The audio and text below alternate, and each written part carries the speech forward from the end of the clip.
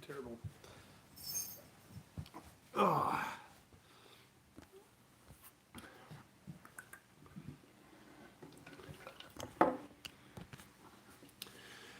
All right, guys, here we are. I decided to do this one. You know what? I can stand it up a little more, make it look a little bit better. You know, we bought that fancy ass. Woo, sorry guys. I bought that fancy ass tripod from my boss, believe it or not, one of the mini bosses. We have like 57 chiefs, not enough Indians for an old saying my dad used to say. From and I hardly ever use. I still use this one that somebody sent me many moons ago, and it works. It works great. Um, so there is a couple things I definitely want to discuss. But cat hacking. Get it down. Don't puke. I don't want to clean up that. Um, what did you miss in YouTube? Oh, it came in the last 5 minutes. Well, TJ, we cut a clutch of calico to bumblebee eggs, and we hatched our first ever pastel calico. So that's a pretty big win for me. You wouldn't think it. Get that to focus better. Yeah, maybe not.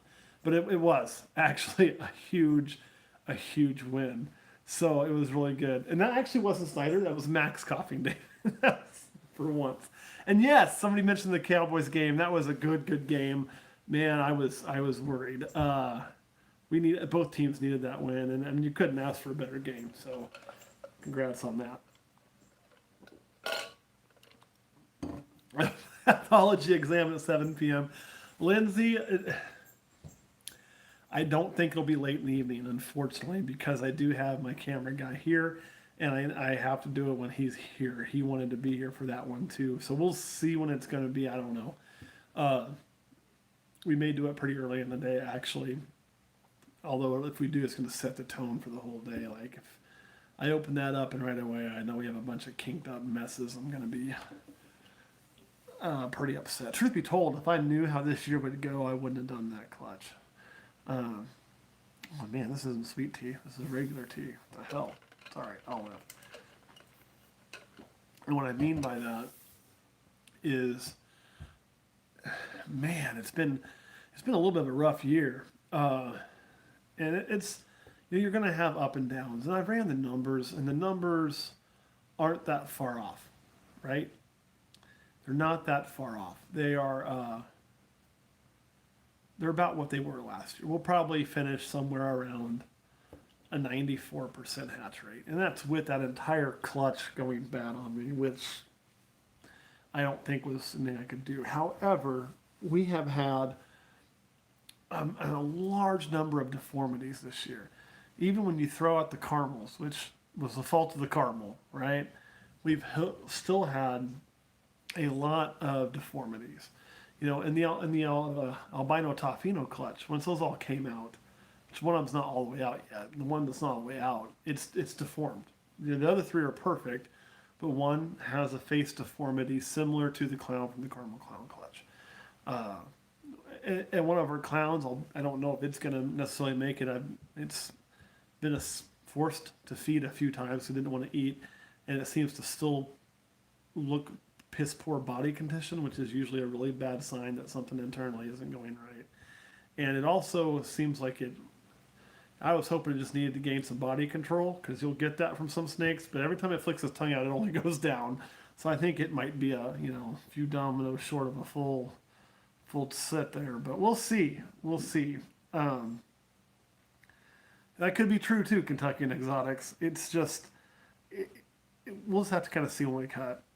But I have been really racking my brain. I kind of mentioned it in a post before. I think I know what the cause is. I think, whenever, and again, part of this for me, guys, is a guessing game. Sometimes I feel like this is going to be a very open and a very honest Patreon video. It's probably good there's only 12 of you on here right now. Sometimes I truthfully feel, this is going to sound crazy, but kind of like the world's biggest fraud. And what I mean by that is, and you guys have all heard me say this. I'm saying, like, I don't know the answer to that. This is what I've heard, but we haven't been at this for a super long time, and everybody, not everybody, but a lot of people and here you guys know me pretty well, so you kind of know what I am and who I am and how I think, and most of you accept me for my great parts and my flaws. Uh, Probably more of these than there are these sometimes. But on the YouTube, it's kind of there's really no in between. It's either they hate my guts, which is a small percentage, or they think that I must know everything. They think that this is the only thing I do for a living, and they think that I'm making money hand over fist and like all of this. So, which is couldn't be farthest from the truth. I mean, we live in a normal house out in the country. I mean, we do have that going for us. We have a bunch of fun cars, but my newest fun car is 2006 for a reason. So, like, we're just regular people, and both working, no kids, and then doing this on the side. So sometimes I feel like the perception, even though my goal isn't to make a false perception of what I am and what I know and what I should be able to do versus reality, even though when I came to this, my goal was to be, yeah, it's all the defective spiders. I know, right? Getting rich off spiders. Even though my goal when we started YouTube was to be very, very open and honest, and I worked very, very, very hard to do that. In Cain's Ball Pythons, I'm a cop.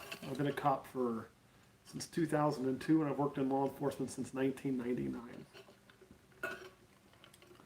So, I agree, Travis, but it seems like that's sometimes the expectation, and it's strange because I try to not let that be the expectation, but it's still there, and it's just always kind of shocking to me. So, that being said, whenever we did this transition, and I know moves can be very, very hard on animals, and I was really concerned about the move. The move needed to happen. We were going to outgrow space, and the reptile house, man, Mount Olympus is our future, hands down, 100% our future. There's no doubt about that in my mind. It is, in this business, probably what I would consider our single greatest accomplishment. Is going to be setting that all up, having everything there, having the space, the infrastructure. I talk about infrastructure all the time. That truly is it. But I thought about the move, and I wanted to move slowly as the females laid, move them over, and do all this, and we were doing that. But it got to the point we just needed to finish it, and maybe I shouldn't have, maybe I shouldn't have, maybe I should have just went ahead and waited. But it seemed like it was causing a lot of time we didn't have. Two places I felt like it was causing my animal care to not be as good because, it's hard to be back and forth. And so we pulled the plug and said, okay, we'll do it with this. And then at this point in time, we're moving everything. We also didn't want to move in the winter. Obvious concerns there. It's supposed to get down to about 17 degrees tonight. You can see why I didn't want to move in the winter. So we elected to not. We elected to move everything right then. But since then, if you go back and look at when we actually did the move, and the clutches that were laid in the other house that I had to bring back for incubation, that is really where we've seen an increase in problems. Problems start back a little before that, but that's because they started with the clowns. But after that, our first clutch is laid there. That's where we've seen a little bit of uptick in those problems. So I think what is happening is that I'm having to take those eggs that are laid over there. I have to bring them back to the incubator that's here and cook them here. And then with that, move them back and forth. At one time, there's a temperature drop, especially as it's cooled down. That's what causes some of our issues. I don't think that was the issue in this last clutch that went bad. I think that was just a clutch. I think that was just not formed properly. That's why we had the stuck egg and everything else. That could have been caused by the move. That could have been from moving the snake who was developing. That's possible. But I think that might be part of what's going on. So my hope is then going into next season, as soon as that incubator is empty, we're going to move the incubator over. So the incubator will be in the new house only. And I'll get to that 1 second, Kate. Actually, she's doing really good. She's passed parts of that. I think she's going to break down and pass just fine. I think she's going to be perfect. She hasn't eaten for us, but I honestly wouldn't expect the snake that soon after laying to necessarily start eating. Most of mine tend to take a few weeks to get back on food. And we'll probably end up doing a full tub replacement on her again, even though she's in a brand new one, because she has passed fluids and she has passed that egg. And so she probably still has the smell of babies in there. So she's doing good though. That looks good. I'm hoping to be able to chalk that up to one of my successes this year. You know, and Lindsay is going to depend on how she takes back to food. If she takes to food and does fine, we probably won't. Honestly, you know, if it looks touch and go, we probably will. I mean, if it's going to happen again, it's going to happen again. And if we were to breed her this year and she'd have a retained egg again, then not only would I give her a year off, I'd likely retire her, because then I would think, okay, there's a problem that's happened somewhere down the line that's causing this, and it's going to continue to happen. If it's an isolated incident, it shouldn't matter. In the wild, she wouldn't well, you know, I need a year off. And sometimes if you leave that egg alone, they will eventually pass those, but a lot of times it'll kill them too. Because you have to make your decisions on how you're going to do things. Anyway, I'm hoping that next year, being fully moved over, we'll see a lot less deformities and issues, because that's the worst thing. Because you look at those babies, and here they are hatching alive, and they're euthanizing some stuff, and it's just, or you know they're not gonna make it. You know, it sucks, man, or it sucks.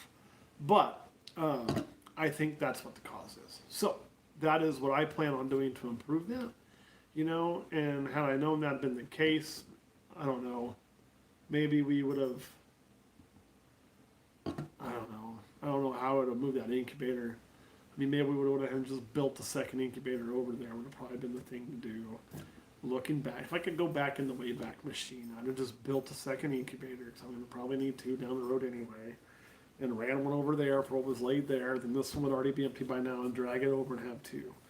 But, you know, hindsight's always 20/20, right? So now I know.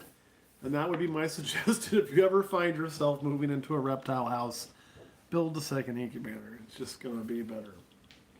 So my plan currently right now is, I think I have another incubator laying around. I didn't load it out to check. And if so, then I'm going to drag it to the other house. I'm going to put the last clutch that's laid in it at the other house. That way it, you know, I don't have to worry about it. Yeah. And David, the only place I've shaved is this part of my neck here, and here to trim it up, because you do have to keep it trim. But that's it. This is literally all I've grown since Halloween. When I tell people I grow a pathetic beard, I'm being very, very honest. All right, so there you go, guys. I wanted to share that with you and let you know about that albino clutch and Hestia's clutch and all of those things. You know, the only other clutch that's given me some struggles is, honestly, we've had a few that have been slow to feed from the Calypso clutch, but they're all doing fine. I just had to help a few of them get started. And what they'll do, the ones that are being difficult, I think if I had a better supply of ASF, which is down right now, we wouldn't be having the problem, because most of them, once I start them, they just finish it up. They just got to get started. And then we actually did lose one more baby, as sad as it is, from our Xanthic clutch, but it was one of the non-Xanthics, which I guess is a little bit good, but they're all fighting me on feeding and shit too, so that part is difficult. But again, I think a lot of it's probably caused by the move, although those may have come before the move. So what can we expect from the clutch tomorrow? Well, the clutch tomorrow, and our lesser ghost will be our last clutch of the year. She's about to lay any day now. I checked her earlier today, and she hadn't laid. But she's close. She's all like coiled up. And that'll be clutch 22, and that'll be it. Tomorrow's clutch is clutch number 16, although we've already cut 17 and 18. So we are going to be kind of winding down. And if I can't get to the incubator, we'll go ahead and move that last clutch over. I mean, it's kind of what we're stuck with. It's the lesser of two evils at this point. Although what I may do, since I cut this next clutch, so I'm going to answer what you're talking about, Dave, in just 1 second.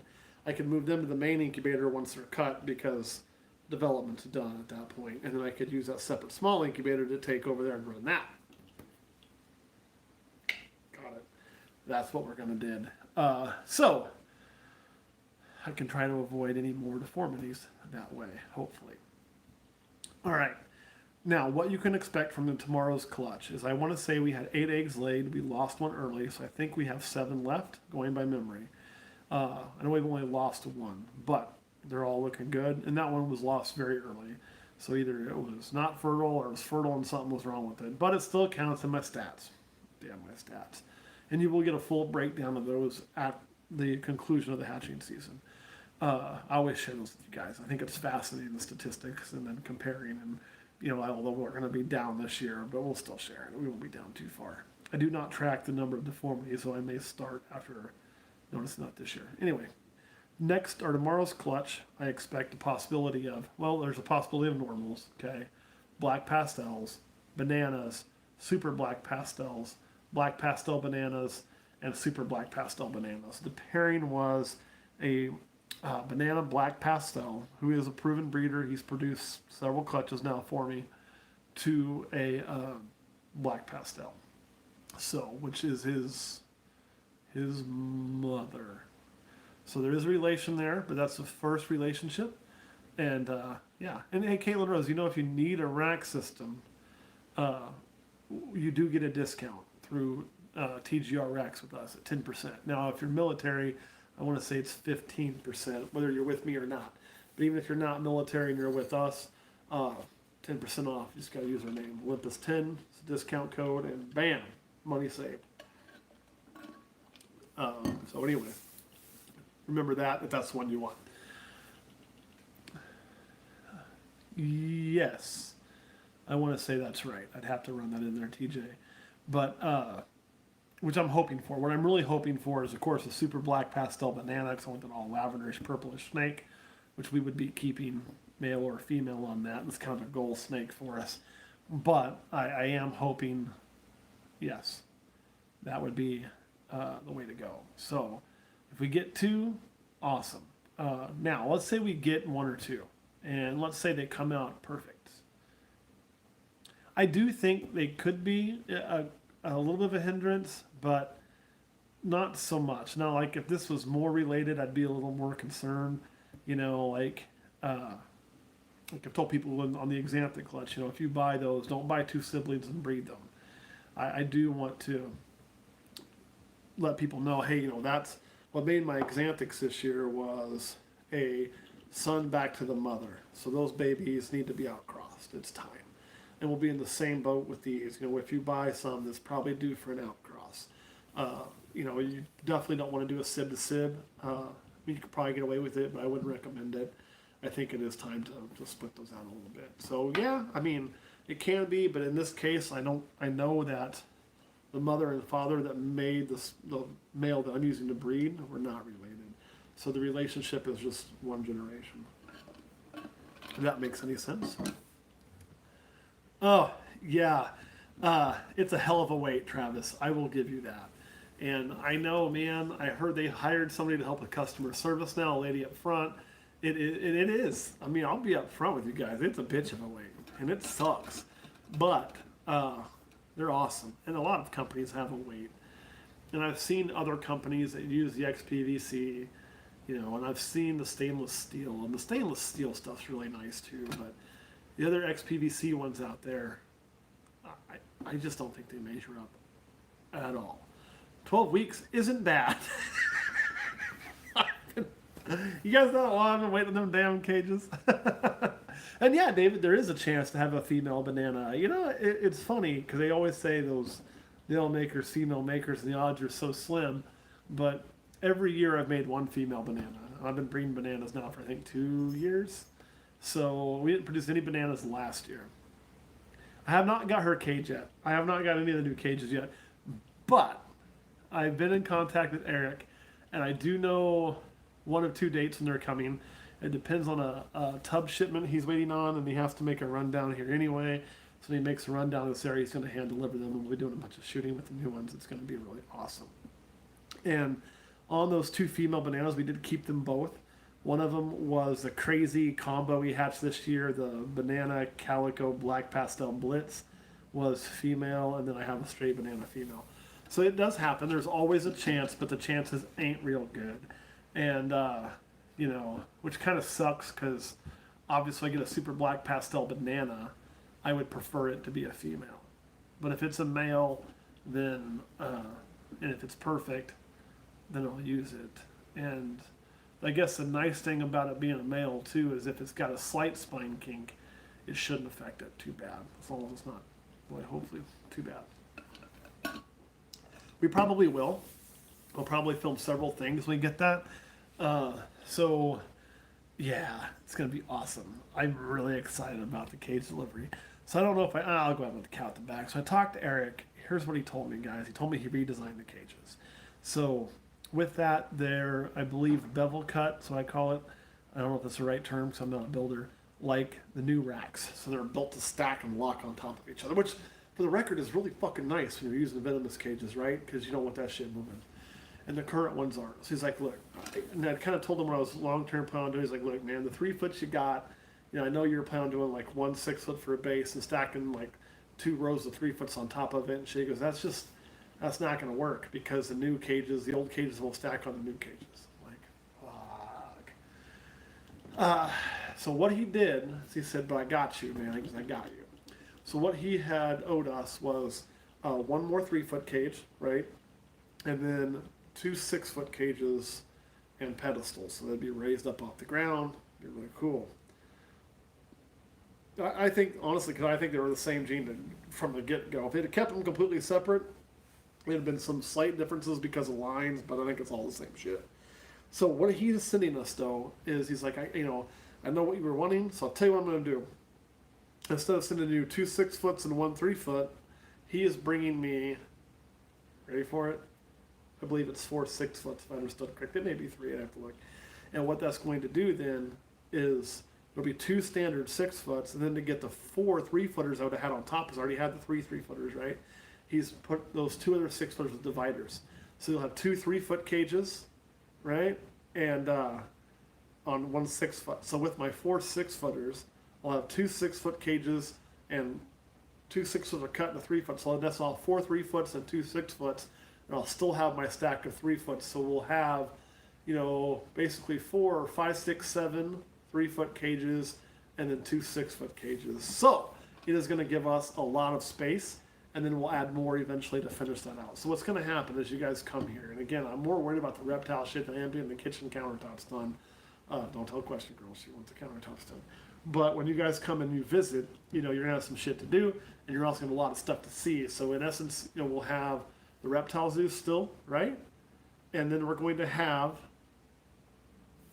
I think you're going to have a really hard time separating coral glow and banana, I'll be honest. I don't think the guys that started them could ever do it. I honestly believe when they came up from the wild, I'll explain what I think those guys over in Africa do. It's smart though. But we'll have your own private zoo that you're going to be able to go into a ton. And then of course we'll have our zoo in town. So it'll be really, really fun. And the private zoo will be animals you see all the time on the video. So it'll be very much like a miniature BHB thing, but instead of having to pay $500 for Brian to take you around, you just fucking come meet me. I ain't gonna charge you shit. We're gonna take you around, and then you're gonna stay there. Then we're gonna take you around the next morning. We're gonna go hang out, eat dinner, fuck off. It'll be wonderful. Now, why I don't think you'll ever get, and if you do, great. But coral glow and banana separate is I personally don't think they were separate from the beginning. So what I think happens is over there in Africa, they hatch out some weird shit, right? Because they're just it's wild caught, and then bam. How do you get that? Well, cadence, we draw once a year from every tier for 1 winner per tier, and then everybody on the $100 tier gets it. That's how that works. So someone in the $5 tier wins it, the 10, the 15, and the 50 odds go up, and then if you're on the $100 tier, you win it. And you're guaranteed a weekend here at the Reptile House. But you get to come, stay, hang out for the whole weekend, so your room and board's covered, shit like that. Your admission to the zoo's covered. If you come during basketball season, unless it's a KU game, we'll take you to a basketball game with us for you and the guest. We've got 4 seats in that. I have to sell the KU game to cover the 2 extra seats. If you come during football season, then we only have 2 seats to the football stadium. But if you pick up your own tickets or you just want to come hang in the parking lot, fucking tailgate with us, drink a few beers, watch some football. It is a blast. So we'll share Manhattan with you. We love our city. I think it's one of the most least known cities that's just fun to be in America. I love it here. So anyway, that's how that works. But what I think happens in Africa is they hatch out these snakes, right? And so then they start reaching out to these big time guys, which I am not one yet. But you had with Banana Coral Glow, I want to say it was Nerd, and I don't remember who else had the first ones. Callan, that cracks me up. Yeah, it's scary, but Dave, they'll go forever, man. Rattlesnakes are nuts like that. So then they'll have, maybe 2 or 3. In this case, they have 2. So they start calling around, and they find those people who are in the market and want to buy that stuff and have the money and the means within their collection to do so, and they sell it. They may sell it for 20 grand a pop, or 50 grand a pop, or 100 grand a pop. I think the highest I've heard from an import was like around 100 grand. Typically brand new genetics here go for 20 or 30 grand. And my bird gave ducked. I don't get that one, Kentucky, and you're gonna have to help me out though. Autocorrect, gotcha, huh? And so they have 2 of these, and rather than just sell to one guy, they actually, and then let it be known as out there, they sell both at the same time. And them dudes all hush up because they think they got the first thing, and they want to be the first to make that money, that investment back. So maybe they get 50 grand from somebody over here, maybe they get 50 grand from this guy over here. These good guys don't each know that they each have one. And they sit there and they hide that in the bowels of the building, they get it up, and the very next year, they're each producing something, right? And this guy says, well, I'm going to name it Banana. Oh, I'm going to name it Coral Glow. But really, they're the 2 ones coming in were probably fucking siblings, or at least from the same dad. That's just kind of what I think is happening. I think you saw that with Lesser. I think you saw that with Banana, things like that. Yeah, not exactly, TJ. They both just popped. Boom! Here they were. It would have been different had it been like, I don't think Cindy and Black Pastel came out at the same time. So, but those 2 did, and there's just not much difference in it. It's going to be like 15 years from now or 10 years from now. Chad, not much. Just us bullshitting, man. We're going to all be talking about scaleless head and micro scale. Is it the same thing or is it different? And I don't know. I really don't know. So you think you have that. Now, Lesser and Butter is one of those things where I think that one we've so intermixed that there is no difference now. But had you kept it completely separate, you might have had a Cindy Black Pastel situation, right? Yeah, Nerd's videos have improved. He hired a dude to do it, and so he's got a guy that does it. So he's doing 2 things right. One, the videos are more polished, which we just don't have the time. I mean, Kurt has the ability, but Kurt's got a family and a full-time job, so there's no way it's not his only job. But I think he does a really wonderful job of polish. But Nerds has really taken a step up lately, and then they're much more consistent. It used to be Kevin would shit out 4 or 5 videos here, and you wouldn't see him for 2 or 3 months. He shit out 3 or 4 more videos, and you wouldn't see him. And he has a ton of cool stuff. Kevin's on my list of people I want to meet one day, for sure. He's a cool dude. The guy literally wrote the book, so you gotta love that. All right, so before I get off of here, there is one thing I want to incorporate, and that is, we're talking about this charity lately and some of the other charity work we've done. Oh, speaking of that, where did she set that? Is that it right there? I'll be right back. I might have something else to show you. That's what I think it is. Oh, you know what I think you are? It is. So, Wolfgeist, I hope you're still on here. We did the charity auction sale, that Wolfgeist bought, and I wanted to share with you guys something, especially now that we lost Chaos. This has come in. I haven't had a chance to show it to you guys yet. And that is our certificate for Olympus Reptiles. And this means a lot more to me now than it even did before. Saying that, we sponsored an animal, and it has the animal's name. I don't know if you guys saw that right there. They spelled it different, just K-O-S, and then course, we had the other one too hanging up. We had the picture hanging up. And then there's a picture of the white tiger that charity auction sponsored. So that is Chaos. The Olympus white tiger. And of course, they send us a little thing like that. So that is all, you guys. I will go ahead and tell you now, we do plan on doing another charity sale this year, because that one was, a snake that was bought by somebody else, one of our members, and said, hey, do that for charity. So we did that. So that does not count as my normal charity contribution, and I'll be damned if I'm going to say, well, that is good enough, because that wouldn't be right. And so we will be likely using one of the pieds. I think I picked which one. I don't remember the sex on it, because I don't pick the charity snakes by sex. I pick them by the look. Now, it has a small imperfection, and that is the very, very, very, very tip of the tail is blunted.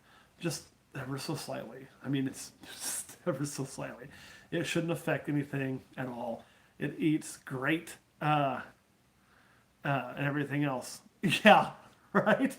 But you didn't buy it for that. And plus, it might be, I think it was for something and possibly for something else, remember right. But, you did it for that. But we will be using that pied. It's probably damn near a 50-50. It's like, color-wise, about as close to perfect as you can get in my eyes with the oranges and the yellows. Very high orange.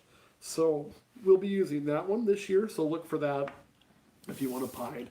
The tail imperfection, I honestly think, was from positioning in the egg, and the tip of the tail is getting bent.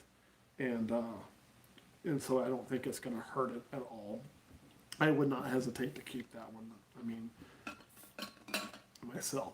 So... And she did get the cigar burn snake too. So we're going to be doing that one for our charity snake this year. Of course, we'll do it. I don't know how we'll probably just sell it at a normal price, and then the whole thing will go to charity. And that will allow us to sponsor probably some more animals. So you're going to start seeing those pictures framed and on the wall and filling things up. And honestly, that makes me feel really good that we were able to do that. So thank you guys for that. I wanted to share that with Chaos 9. Yeah, the child abuse snake, which is probably the worst name I ever gave a snake, but it looks like somebody just put a cigar right out on it. It's terrible. But that made me think of this. That kind of comes back to the whole idea of giving. And, not just the beard giver, the charitable donations, but whenever somebody gives you something, and I honestly look at what you guys do, we try to provide a lot for what you give us, but it's an investment in helping me achieve my dreams, right? I know that's what it is, and I appreciate it so much. And sometimes, so I've got something here, something else you guys don't know, but I figure it's not hard to figure out, is I'm a cop, so I like guns, right? I have to use one to live. That's what I do. So I got a whole bunch of guns laying here. I was going to go shooting today. Then a friend was in town and stopped by. And so I didn't get to go shooting. But there's a point to these all being laid out. Because we were going to go blow stuff up. So I was getting stuff out and making sure everything was ready to go. Anyway, this, and again, you can see it's empty. It's just one of my old work locks. So this means a lot to me because, well, I carried this bitch for 8.5 years, right? Work lock. This thing here is, honest to God, probably my favorite shooting gun I have. And there's a point to all this. This is just a little Rock Island Armory, 1911, the old Nazi killer. Love these things. Shoots like a fucking dream. Just a beater, Now, this gun's really special. This gun is meant to be a concealed carry gun for me. Again, it's also empty. And this is a compact 1911. And I'm not going to get into a whole bunch of gun information for you guys. This is a snake channel. So just bear with me for a minute and you'll understand. So this thing is compact so I can carry it, hide it.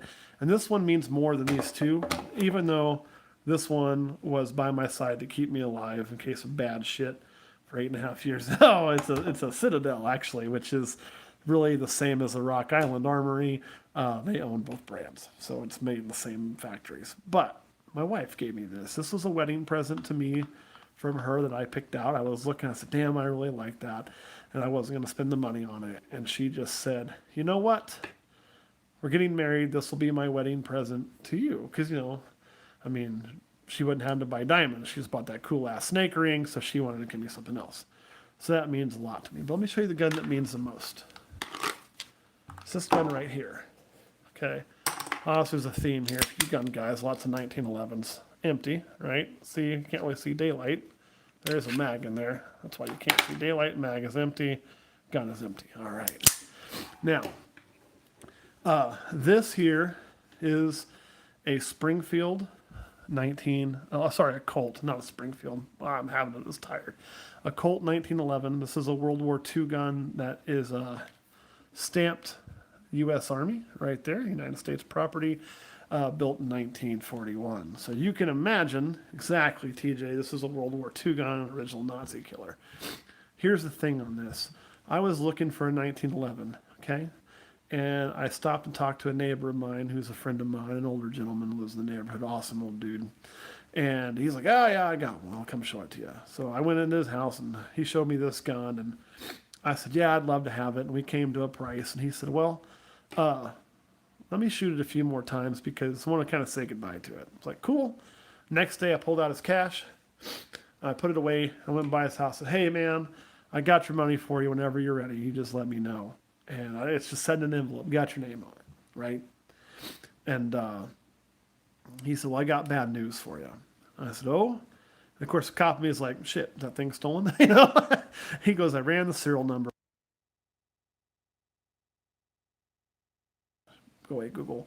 A legit World War II gun, which for collectors, that pushes value up slightly. This one isn't what you'd call a really collector gun. The sights are different. The barrel's different. The bushing is a match grade bushing, and obviously these are different than what the government stuck on there. But, couldn't get rid of it for the price we agreed on, so I understand. I went out a few weeks later, bought my rock. At our little neighborhood range, you're a redneck when your neighborhood has its own range. And I'm shooting my gun. My neighbor comes along, he has this. We're swapping guns, swapping stories. And I forgot to mention that when he told me he couldn't sell it to me, he's like, I don't have any kids. And if whenever I pass away, I want you to have this gun. So I know it'll be in good hands. So I'm just going to put it in my will. You get it when I'm gone. Which blew me away, right? And I was like, wow, that's really cool. So anyway, we're shooting guns a few weeks later. And I'm shooting this and he's shooting mine. And we're trading back and forth and swapping stories like guys do. And I tell him, I said, you know how much that means to me. I really appreciate that. That blew me away. And just know that if you do choose to do that, I will be a good steward of it, and I will do the same thing. It will never get sold. I'll find somebody who will appreciate it when my time comes and move it on down the road. Well, that day, he asked me to take it home and clean it for him. And I've had this gun in my possession now for several years. I've seen him a few times. Said, hey, I got your gun. You want to come shoot it? No. And it's just stayed here. But this now is by far my favorite gun because everything else I have, let me put that back in the holster. I have for a reason. Even this gun my wife gave me. She gave it to me as a wedding present, and I know my wife loves me. She gives me shit all the time. I give her stuff. We do things for each other because we love each other. I'd only known this guy for a few months, maybe a year at that point in time. And he decided that he knew I appreciated it. He knew it'd be a good home, and he wanted me to have it. And then he basically didn't give it to me. It's still technically his, but it stays with me. It has for years, Now, if you ever came to the door and said, hey, I want my gun back, I'd be like, here you go, sir. But,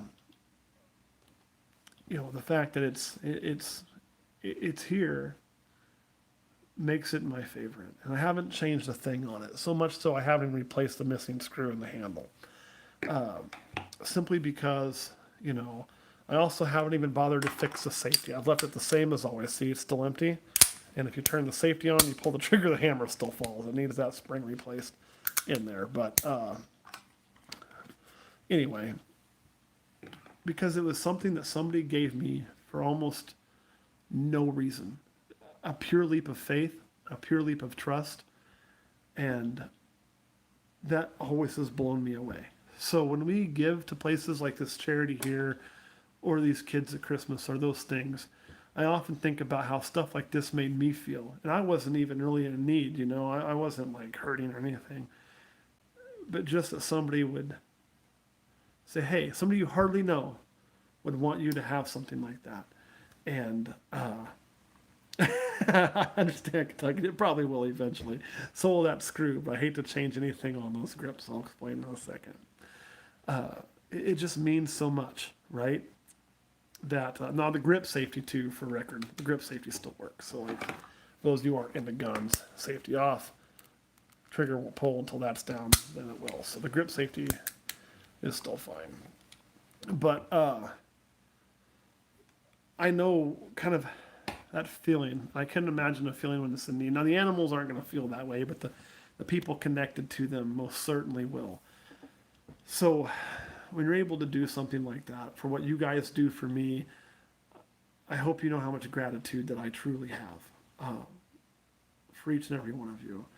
And I hope that when we give the animal place and we give to these kids, and I've taken those kids shopping, man. I know what they feel like. I mean, I've seen it. You know, it's just one of those things that I hope it goes so well.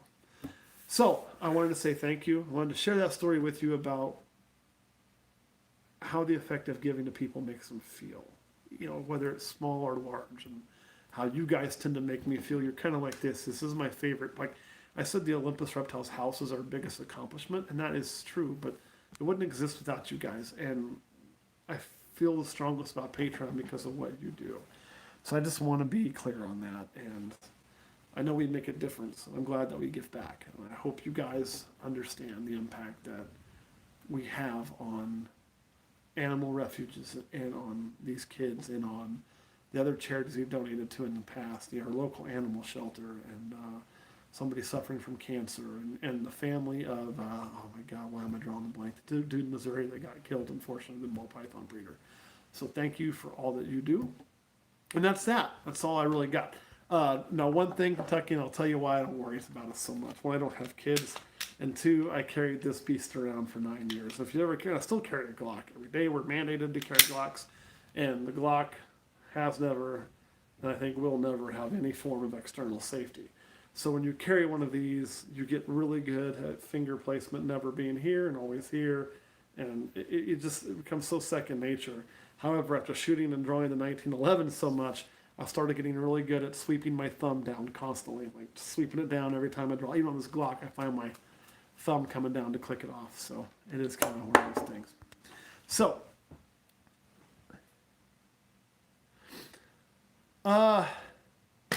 Don, if you want to do that, we can certainly do that. I mean, that's up to you, man. Because that's your reptile visit. That ain't mine. That's yours. So if you want to do that, I'll tell you what, post it up. Post it up and we'll do it. I mean, or tell me if you want to do that for sure, we'll do it. And two, you'd hit me up about a female normal. I haven't gotten back to you on that. If you're wanting a female normal, just shoot me a text sometime and I'll just pick you one out.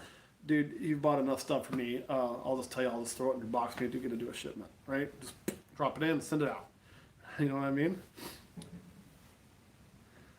Oh, I understand. Well, in the military, most of them run safeties, and you know, I'll be honest. Before I became a cop, like I never even owned a gun. Like I was like, whatever. You know, I shot some long guns before and BB guns as a kid, but I never really thought this was a thing for me. And then, you know, you have them and you get used to them and you carry them around. And there was one incident in Chicago where I was really glad I had them on off duty. I had to make it known it was there. I thought I was going to have to shoot a few people. I thought we were going that direction. I wanted them to know that I was willing to shoot them. And then we didn't have to shoot them, so it was kind of great. But that's a story for another day. So be careful if you go to Chicago what exit you pull off on. I'll just tell you that. You know, but that's kind of thing. And Don, that's something we can certainly do. I mean, go for it. Yeah. We'll go for it. We'll do it. So I'll tell you what, maybe I'll work on doing a special Patreon video and a posting on that tomorrow when we film, and we will auction that off. Even if I don't get the auction done until the end of November, right after. I do know they will still take donations in December. They try to get them all done in November. But if I tell them it's coming, yeah, well, I'll go and tell you the Chicago story. Hell, there's only 15 of you. You've been with me for 45 minutes. Might as well share the story. We'll make that auction. So what we were doing is we were actually going to Tinley, and I was in a van. This is back in the day with four of us, and we had a whole bunch of stuff in the back. We were going for the shop, you know, and Illinois doesn't recognize hardly anybody's permit. You know, luckily for me, being law enforcement, permits are not needed. We're covered in HR 218 that says, and absolutely Temple. I didn't even think about that, but it is now Veterans Day, so definitely thank you to the veterans, and we're definitely a veterans city. It's basically from, I want to say, October was when we set it up till October. So we just got to schedule it sometime in then. So far, nobody's booked. And we announced all the winners. Just let me know, and we're about to auction off Don's. You know, we can work with you on that too, guys. Like, it's going to be outside. It's just we try to do it then so, like, we don't get overrun. I mean, because we travel a lot too. You know, if it didn't work, we're not going to be like, oh, you missed it by 3 days. You don't get to use it, you know. And let me know on that normal too, because if you do want one, just like I say, I'm just gonna throw a normal in the box. I've got several. I got some that are larger that I just have been holding on to for whatever reason, I don't know. So I'll just probably put one of those on there and give you a jump start on a big female if you want. Anyway, back to the Chicago thing. We pulled off to use the restroom and get some snacks, like because we were getting close to the hotel because we knew the lobby was gonna be busy. We don't have to piss, and so 2 of us stayed with the van, 2 of us went in. And then we came back and swapped, right? And it's one of those stations where, like, there's a drawer you put your money in and you slide it through and they scan your items through glass and they slide it back. And that tells you all you need to know about where we're at. And I noticed this guy in the store. And when you do my line of work, you notice people. It's just kind of what you do. And then he saw I kind of looked at him and he tried to sell me some socks of all things. Like, hey, you need some socks? I'm like, no, I'm fucking good. You know, I pack socks. That's cool. And then we leave, and we're sitting in the van, the other 2 buddies go in. And so my buddy's in the front of the van, I'm in the back, I got the door open. And this homeless guy, I guess he appeared homeless, and he appeared addicted to crack, comes up to us and starts blah, blah, blah, blah, blah, with like his 2 teeth and whatnot. And he was being friendly, and you know, he's looking for food, so we gave him some like Snickers and shit we had laying around, you know, car food you're eating. We gave him a handful of that, and he's being friendly, he ain't bother. And Tube Sock guy came out of the gas station, walked in front of her van, walked over a few parking spots, stopped, yelled at the crackhead. The crackhead went over and talked to Tube Sock for about, I don't know, maybe 30 seconds. You know, not even that long probably. And I'm not paying much mind to it now. I'm just like, whatever, you know. And then crackhead comes back to the van and starts talking to us. And Tube Sock sits there and looks at us. So he's staring at us. Crackhead's talking, and I'm not even hearing him right now. And I look behind us in the rearview mirror, and I see 2 dudes roll up on bicycles and stop at the gas pumps behind our van, just sitting there. And so my feeling was, Tube Sock had been in that store long enough. He knew we weren't from there. He knew we had a van full of shit, you know, and he knew if he rolled us, you know, all we're going to say is that we don't know who they are. There's no way we're going to identify them. And in Chicago, nobody expects you to have weapons because they're banned. But the bad guys are still going to have them. So they think you're going to be an easy mark. Especially for out-of-state Kansas dudes, right?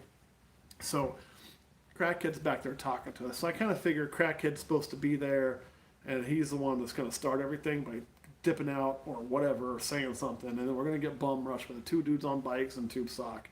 And they're going to hit us quick, hoping we have some money or something of value, because we have a full van of shit. And they ain't going to run off with big things, but they're going to take what they can grab.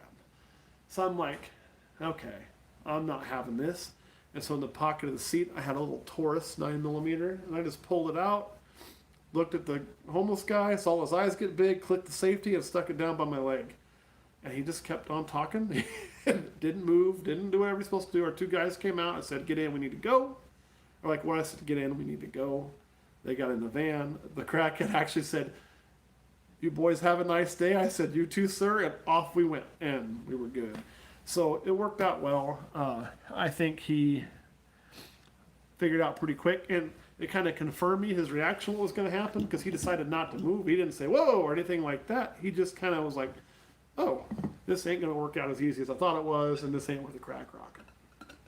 So that's my robbery story in Chicago. Yeah, not so bad, right? All right, guys. So do you have any more questions or anything else you want to do? If not, what we'll do is we're gonna hop off here. I will plan on our next live, which will be tomorrow, but it won't be a YouTube live. And Don, if you're still on here, did you want that auction off to Patreon, or did you want that auction off in general? We can do either one. My personal preference would be to auction it off to Patreons, because I figure somebody on Patreon will purchase it, and I'd rather it be somebody I feel like kind of comfortable to stay in the house.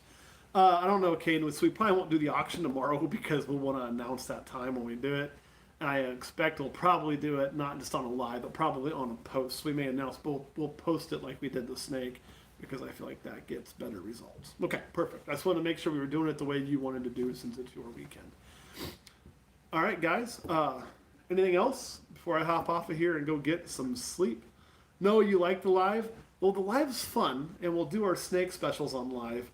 But when it comes to the charity, the reason I like the post and the let it go is because it touches everybody, not just who's on the live. And yes, they will. And of course, when we auction it, like I trust Patreon. If we did it on YouTube, it's a shit show. And then too, who knows? Like my scary part on YouTube is getting somebody in there whose whole plan is to come in and like try to rob me or something like that. Like they're going to be staying as an animal. There's got to be a bit of trust. And I don't know what time it'll be tomorrow. It's just going to kind of depend on camera guy Kurt when he gets here, when things get going. It won't be at morning. Like I say, I have a chiropractor appointment at 11:15, so it'll be sometime in the afternoon. We'll be doing that. I don't know exactly when. It probably won't be quite this late. This was pretty late to start this, but I felt like we kind of had to be a little late because, I just found them pipped. They weren't pipped this morning. They were so close. I've been checking twice a day. And now I don't have to check much for the next couple of days. The albinos will come out. They'll come out. I'll get them all set up. And then we shouldn't have anything hatching for damn near a month. So, long wait after that. All right, guys. I appreciate each and every one of you. But I'm going to hop up off of here. And I'll see you all tomorrow.